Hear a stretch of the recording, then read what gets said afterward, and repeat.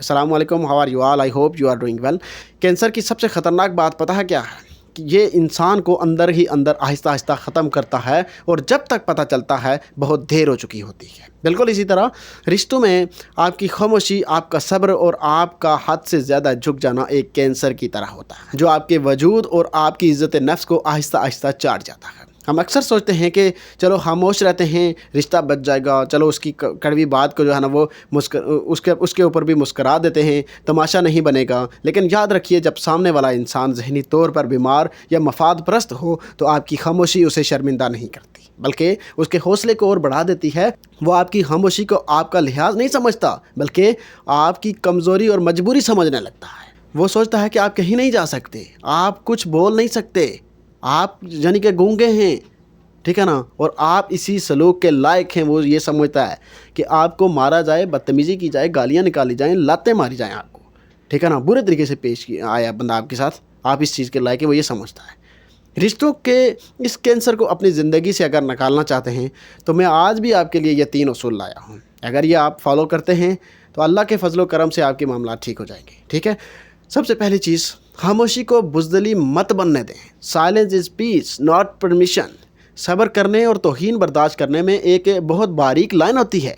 जब आप किसी की बदतमीज़ी पर पहली बार खामोश रहते हैं तो आप उसे ये लाइसेंस दे रहे होते हैं, लाइसेंस दे देते हैं कि वो अगली बार इससे भी बदतर सलूक करे। जब कोई आपके वक़ार पर वार करे तो वहाँ खामोश रहना गुनाह है। लड़ने की ज़रूरत नहीं है, लेकिन अपनी आवाज़ में और रोब में वो संजीदगी पैदा करें जो सामने वाले को बता दे कि आप बर्दाश्त तो कर सकते हैं लेकिन किसी की पाँव की जूती बनना आपको गवारा नहीं है। आपकी एक कड़क और साफ बात उसके दिमाग का इलाज करती। सेकंड चीज़ याद रखिएगा, जज्बाती ब्लैकमेलिंग का ईंधन बनना बंद करें।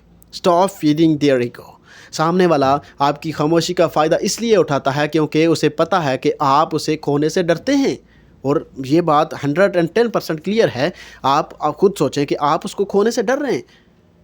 आप हर वक्त तड़पते हैं कि कहीं वो मुझे छोड़ ना दे, यही बात है ना, ठीक है। उसके इस जो है ना वो माइंड गेम को तोड़ दें, उसके इस माइंड गेम को तोड़ दें आप। ये जो उसका पैटर्न बना हुआ है उसके माइंड में कि आप जो डर रहे हैं उसको खोने से, ये ख़त्म करना पड़ेगा सबसे पहले। यही आपके इस रिश्ते के अंदर जो कैंसर बना हुआ है इसकी वजह से बना हुआ है। जब वो आपको फालतू समझकर बेरुखी दिखाए तो आप भी पुरसकून होकर अपनी दुनिया में मसरूफ़ हो जाएं। जब आप उसके बुरे रवैये पर तड़पना और मिन्नतें करना बंद कर देंगे तो उसे समझ आएगी कि आपकी खामोशी कोई सस्ती चीज़ नहीं है जिसे वो जब चाहे मसल दे। और आखिरी इलाज पता है क्या होता है कैंसर का? सर्जरी करके अलग कर दें, द रूथलेस एम्पुटेशन। कैंसर का आखिरी इलाज ये होता है जिस्म के उस हिस्से को काट कर अलग कर दिया जाता है ताकि पूरा जिस्म बच सके। अगर आपने समझा कर देख लिया, खामोश रह कर देख लिया, मौका देकर देख लिया, लेकिन सामने वाला आपको फालतू और जहनी मरीज़ बनाने पर तुला हुआ है तो उस रिश्ते की सर्जरी कर दें। ऐसे इंसान को अपनी ज़िंदगी से नहायत खामोशी और वक़ार के साथ ऐसे डिलीट करें जैसे वो कभी था ही नहीं, ठीक है ना। किसी ऐसे रिश्ते में घुट घुट कर मरने से 1000 गुना बेहतर है कि इंसान अकेला रहे लेकिन सुकून और बादशाहत के साथ। जो रिश्ता आपके चेहरे की मुस्कुराहट छीन ले और आपकी रूह को ज़ख्मी करते, वो रिश्ता नहीं बल्कि एक सज़ा है।